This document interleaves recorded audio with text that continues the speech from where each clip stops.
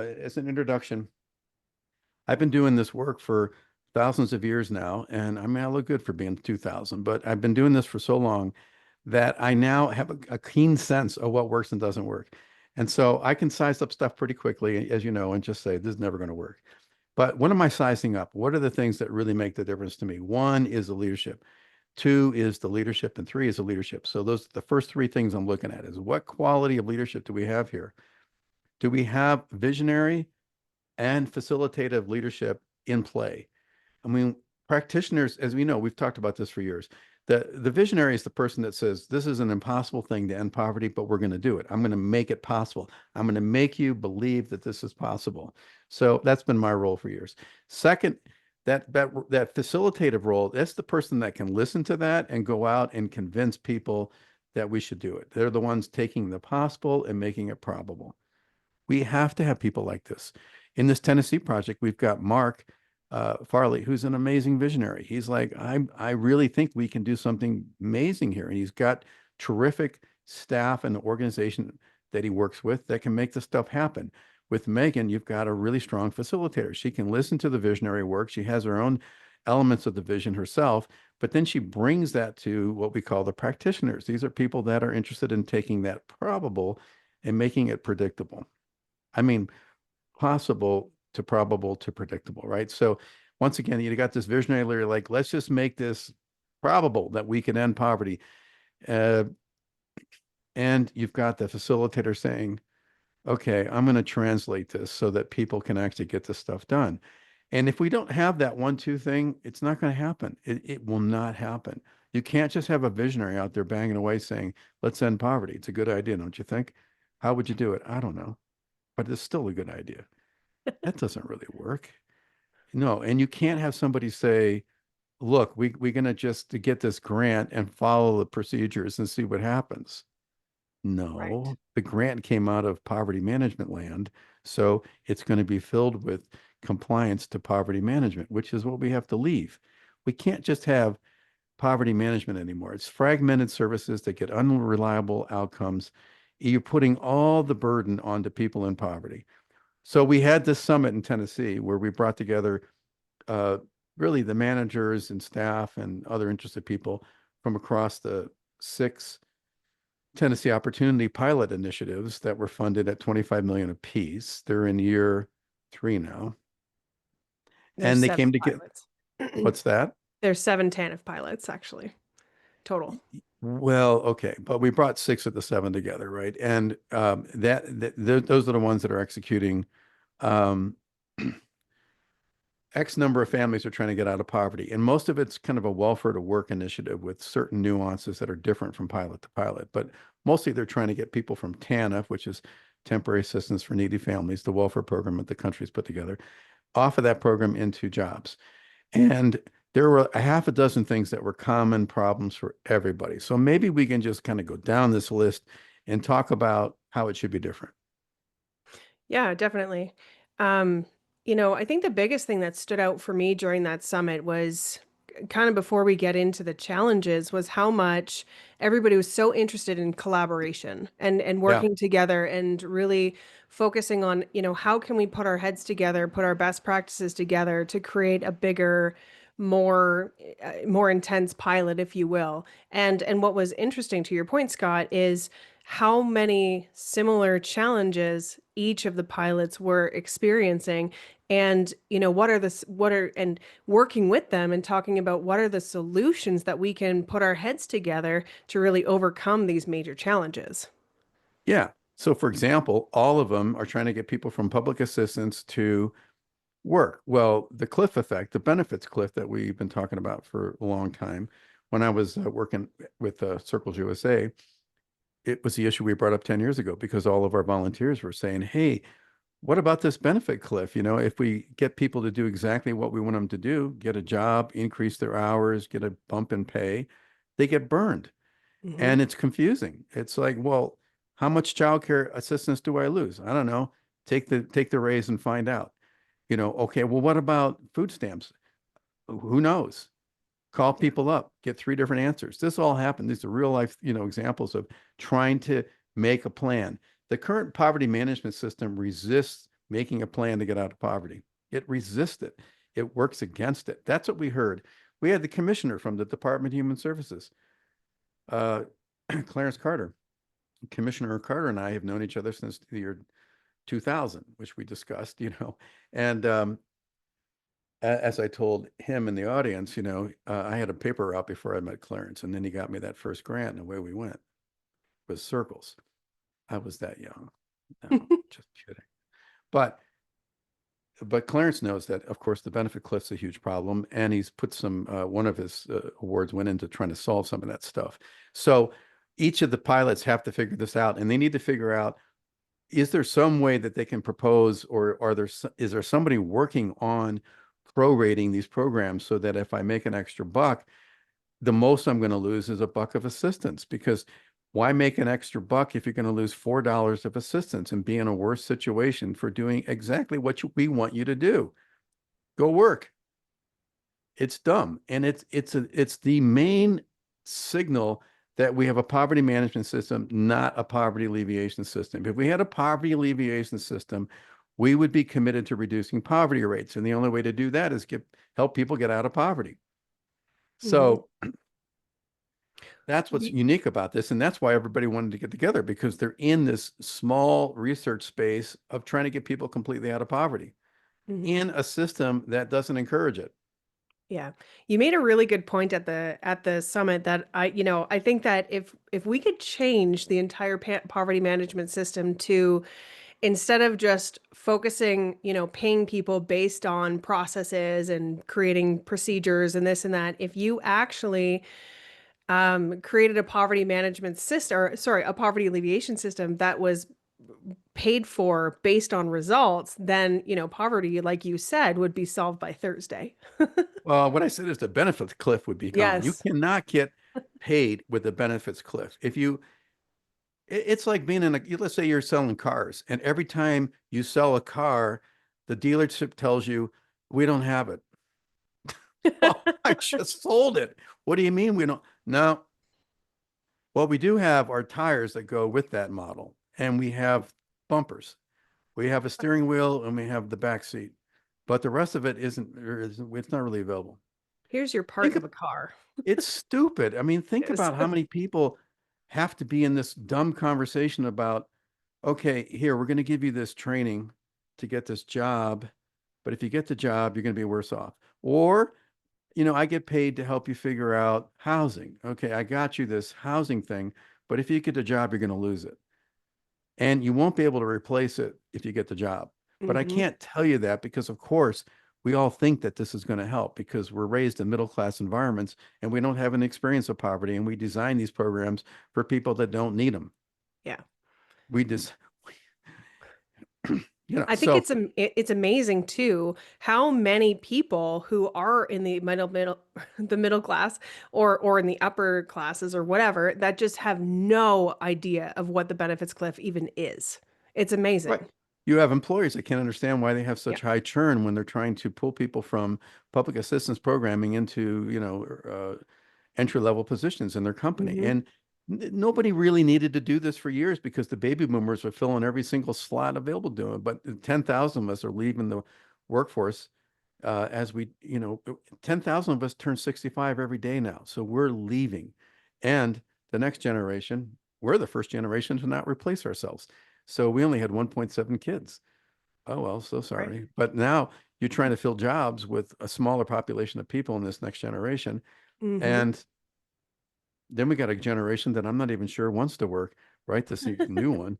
I'm like, Well, and what's interesting about that too, Scott, is if you look statistically at the cost of education now versus the cost of education back in the 80s, 90s, and even 2000s, it is exponentially skyrocketed. So you yeah, have people who are going to school less and less and less and less because it's not affordable. So you have more and more and more less qualified people for these jobs for these baby boomers who are retiring, who are very much overqualified for those positions, for example. yeah. So why don't we just provide some prescription here that is overly simplistic, but profoundly on the mark. Yes. So, for starters, You need to build a poverty alleviation system, not try to fix the poverty management system. You need to build a Buckminster Fuller had it right. Don't try to change the old system. You'll go insane. Change it, make a new one, and attract the money to it. So what we've done in Tennessee is we built out a new system, one that's in Upper Cumberland, this Empower group, 14 counties.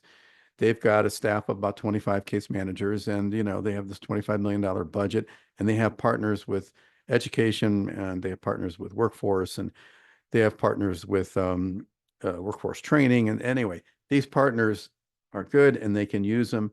They've built a lot of collaborative spirit here, and it's good. So that's an engine that is working with 300 plus families right now. It can be expanded. What's going to happen next with, what we're helping to consult here on is figure out what worked in this pilot so far, what's scalable, and then how do we redirect our partners' current money and resources towards the stuff that works and let go of the stuff that doesn't, and keep putting the pressure on the question, does this support families out of poverty? And we're going to need workarounds until the cliff effect gets fixed. We're going to need a mitigation fund. It's going to have to be an X amount of money that allows people to get some supports beyond what they're going to get, given the current system, that allows them to keep working until they make enough money to replace the need for childcare assistance, the extra, whatever they're needing, that transportation help, whatever, to keep that job. We have built a preferred client or preferred employers network. It's the beginning of identifying employers that understand the benefit cliff. They understand some of the issues that people face when they're on public assistance, and they're willing to do a handful of things to make it easier to keep that job and to grow in it. So the more that we do that, the tighter this welfare to work pathway becomes in terms of keeping people, in a talent pipeline that works. And I think we've done a pretty good job of getting the word out to other sectors, government, education, employers, that you need to solve poverty. You're going to get better educational outcomes if you solve poverty. We have an interview coming up with Michael Akins. He's a professor up at the Tennessee Tech University. He's the liaison to the Empower Project. So we'll talk about what's in it for higher education to be involved with a powerful anti-poverty program. Well, initially there's all sorts of benefits here, but one of the things will be that you're going to get better traction when you're trying to recruit people, enroll them into your programs, and get them into jobs. If they have support that works, and everyone's thinking about all this stuff required to be able to actually do school and actually get a better job, then life changes. But we can't just put people into entry-level positions at 15 bucks an hour and think that's going to work out if they're raising two kids by themselves and they need childcare assistance. The money doesn't add up, and the benefits cliff makes it impossible for the money to add up.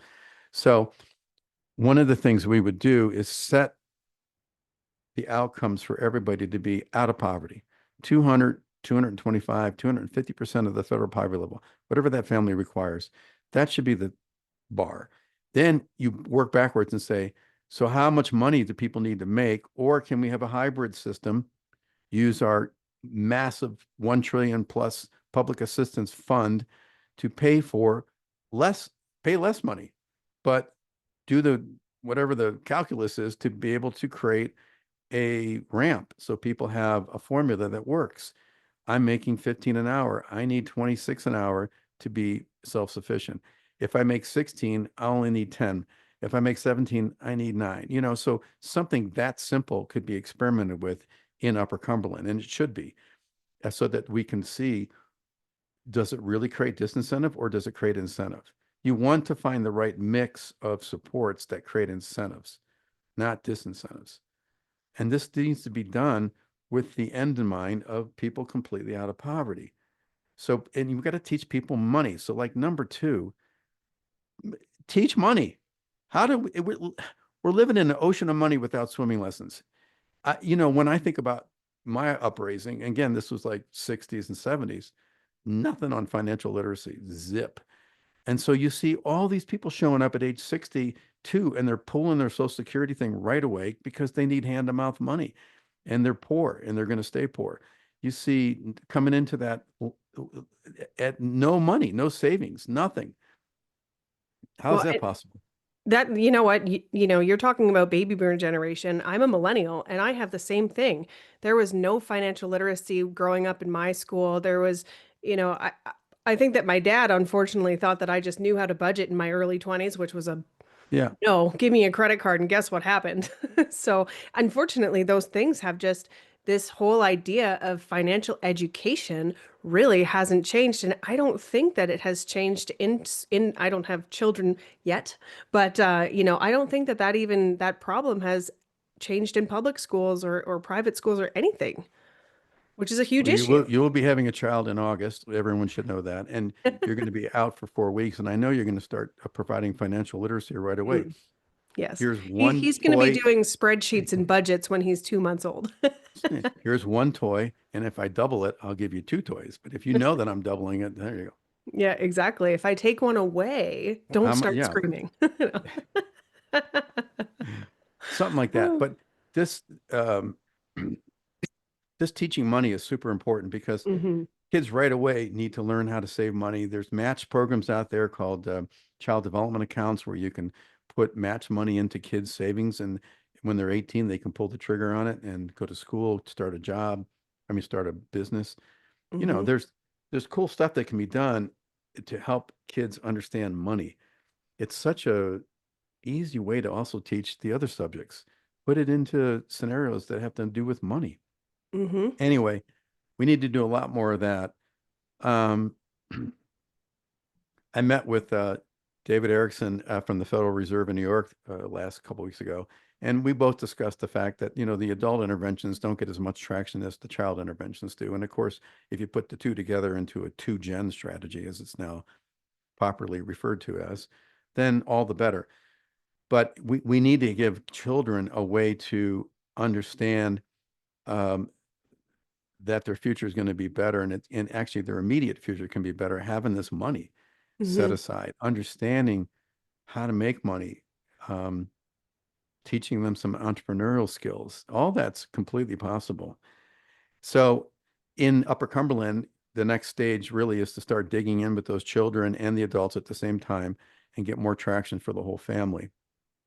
So a third thing that would solve a lot of problems is to fund the metrics of getting people out of poverty. The funding still is going down these rat holes, in my opinion, to a bunch of volume and uh, volume metrics. Like we touch these many people. Who cares? Yeah. And when I see these things, I just want to go nuts. I saw an annual report that was, it's an agency that touches a lot of people. So what do they put on the annual report? We touched 17,000 people with some kind of service. So what? And then you drill down in this, if you're willing to go digging into the annual report and figure out, all right, well, let's break that down. How much of that was just emergency assistance, food pantry stuff? The bulk of it, most of it. When you drill down further to like, okay, how many people got case management support to get off of public assistance? Now you're talking 60 to 70 people got something in the welfare to workspace. Not making it up, just come right off an annual report. Then drill down into, okay, how many of them did you follow through with and they're off public assistance or out of poverty or something? So less than 17. So think about this, 17,000 touches, 17, maybe 17 successes, quote unquote, and you're advertising yourself as an out of poverty agency. No, you are managing poverty. Good, somebody needs to do that. But where's the group that gets people out of poverty? Hmm. Right? And that's held accountable to that. We need to change the funding flow. It needs, and it needs to go into these projects. I sit with circles for years. It's a complex intervention. And if you want to scale complex interventions, you have to understand that it may cost 8 to 10,000 a head to do this, but you're going to get so much more traction. If you get two kids out of poverty, we know from what we've learned from research being done by all this, it's about a 50,000 per head savings when they become adults. So it was $100,000 payoff by investing 8 or 10 or 15,000 into that family. Why don't we do that? We're putting a lot of money into maintenance, but we're putting not enough money into getting people out. So a fourth issue and solution is take a look at this economy. Where is it going? And is education following it? Are we teaching kids to live in this next this emerging economy? I don't know. A lot of it's science fiction. There's 6 or 8 different ways it could go, but we do know some of the ways it's going to go. And are we preparing students right now who are 3, 4, 5, 6, 7 years old to understand how to get themselves into that world? No. And if we're not, what's our game plan? Are we going to start providing just a guaranteed income to 25% of the population? Is that what we want to do? Or do we want to get stuff done? There's a lot of infrastructure still to be building. Are we going to build it out? And how are we going to prepare kids to do that kind of work? So I think all this boils down to everybody getting out of this victim mode and this and tyranny of the moment. I'm including Hmm. everybody now: government leaders, economic development planners, educational leaders, human service leaders, civic and faith leaders. Stop thinking about hand to mouth stuff. Stop thinking about lemonade stands. Think about volume to change the world. How do we scale what's work and drop the rest of it? If you're Hmm. thinking like you got a penny pinch here, then do it. But put your money into the projects and the strategies that produce a scalable solution that get you some volume out of poverty. Absolutely, absolutely. And one of the ways that I really like to talk about our program is this holistic kind of view of poverty alleviation, of not just focusing on the families and the children like who are experiencing poverty, but it's this top down, bottom up approach where we are working with those leaders and the people who have the ability to make these systemic changes, and really focusing on the bigger picture, because it's great to be able to help 100, 200 families out of poverty, but on a grander scale, like you say, Scott, on a systemic level, what happens when we're able to get 20,000, 200,000 families out of poverty? That's Right. what we're talking about. Yeah, and I think it's completely possible, but it starts with this vision that that's Hmm. what we want to do. We Yes. need to continue to support grassroots leaders or like the Marks of the world. He's got a $35 million budget, so it's not small potatoes. He's got his foot in both the economic development world and the human service world. I mean, it's the Hmm. perfect pilot leader if there ever was one.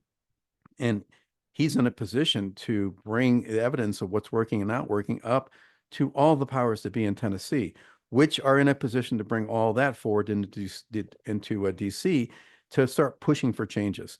We need government. It's the biggest source of money to support anything around poverty by far. Philanthropic organizations put in about 7 to 8% of what the government's putting in. Hmm. So you can think, oh, well, this group, it's 90 billion or whatever it's putting in is going to make a huge difference. It will if it's working with government, but government is where it's at. And the private sector, there's no evidence that they're going to reduce poverty rates. They they had a chance before we put government programs together, largely in the 60s when we powered it all up. But now, the first 50 some years of this work needs to result in a change. We need to basically say, that was cool, but the first mouse never gets to cheese. Now the second mouse is going to get to cheese. So what's that look like? The second Yeah. mouse is a poverty solution. And it has to be focused on reducing poverty rates. If you can't demonstrate in a zip code or a neighborhood or some geographical location that you can reduce that poverty rate, you don't have a poverty alleviation system in play. You really don't. You can point to anecdotal stuff, but you've got to say, we need some critical mass to get this rate to come down a bit. And that requires big, bold strategies. So I think we're on to something with Tennessee, because I think the next step here is these pilots will result in a handful of very effective strategies that, if were scaled, would move the needle. So I'm excited about this next stage. And I think it all comes down to what I said in the beginning. It's all about leadership. Can leaders with vision now get coherent, push management things off their plate and lead? Get out there and bring about a new shared vision across all the sectors. How great life would be by reducing poverty rates. Everybody wins. Hmm. And if we just keep this poverty management system in place, it's not going to do that. We're not going to get what we want in any of the sectors. So Definitely. And I think that that's a really good segue into why we're doing this podcast, Essential Leadership to End Poverty. There is just this huge missing piece of required leadership and the right leadership on all the different levels in order to actually create a shift to end poverty. I like to Yeah, call this the start of a movement to end poverty. So, let's do it. Okay, so we're going to continue doing podcasts now. We're going to bring in leaders and we're going to actually interview them on what they think their current leadership is doing and what they think is going to be next for their leadership. So I am yeah. going to provide some imaginative executive coaching on these. Don't tell anyone yet, but when they get on these podcasts, I'm really looking like, how does this person go to the next level? Because we've Mhm. only inviting people that we think are effective already. And they're the ones that, with some inspiration and some support, go to the next stage. And then we start getting some relief on this poverty someday. All right, that's our strategy. That's our game plan. No longer is it a quiet one in the background. It's the deal. It's out and about. Yes, All exactly. right. Exactly. That And Becky, what you thanks can for getting this thing launched, huh? Oh, I was just going to say what you can expect on our next podcast is Scott mentioned the executive director from the Upper Cumberland Development District, Mark Farley. He's going to be our next guest. And of course, Megan Spurgeon will be on as well. So we're really excited to welcome them. And then lots of other leaders in Tennessee. And if you're interested in becoming a guest on our show, be sure to check out our website. It's thepovertysolution.com. Look forward to talking to everybody. Yay. Okay, we're good.